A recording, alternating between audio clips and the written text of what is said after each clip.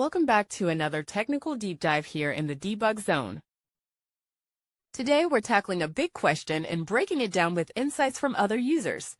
Hopefully this clears up some misconceptions and helps you get the answer you need. So buckle up, stay a little curious, and let's jump right in.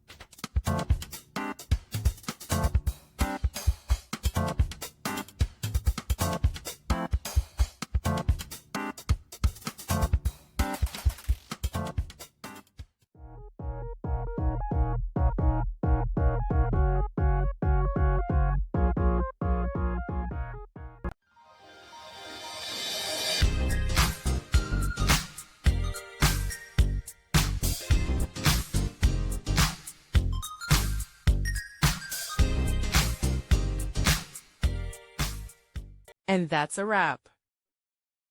I hope you found the answer you were looking for. If you did, take a second to hit that subscribe button. It really helps out. And let me know in the comments which solution worked best for you. See you next time in the debug zone.